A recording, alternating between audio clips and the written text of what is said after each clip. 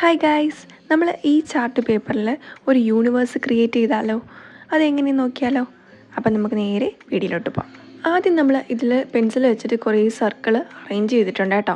അപ്പോൾ ഇഷ്ടപ്പെട്ടൊരു 5-6 കളേഴ്സ് എടുത്തോളൂ. ഞാനിവിടെ കുറച്ച് കളേഴ്സ് എടുത്ത് വെച്ചിട്ടുണ്ട്. അപ്പോൾ അതിൽ ഓരോ സർക്കിളിലും വ്യത്യസ്തമായിട്ടുള്ള കളേഴ്സ് അടിച്ചു കൊടുക്കുകയാണ് കേട്ടോ. അപ്പോൾ നമ്മൾ ഓരോ പ്ലാനറ്റിനെയും സൂചിപ്പിക്കാൻ വേണ്ടിയിട്ട് ഓരോ കളർ ഇൻഡിക്കേറ്റ് ചെയ്യുന്നതേ ഉള്ളൂ കേട്ടോ.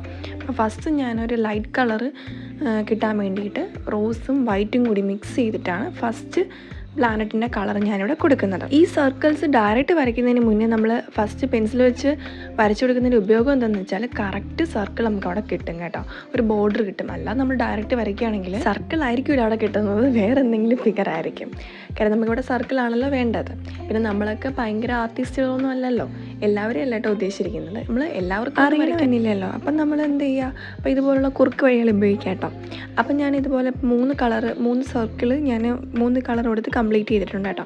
അപ്പോൾ ബാക്കി ഇതാണ്ട് കുഞ്ഞു കുഞ്ഞു സർക്കിൾസ് ഉൾപ്പെടുത്തുന്നുണ്ട്. കാര്യം എല്ലാ പ്ലാനറ്റും ഒരേ ഷേപ്പൊന്നും ആയിരിക്കില്ലല്ലോ.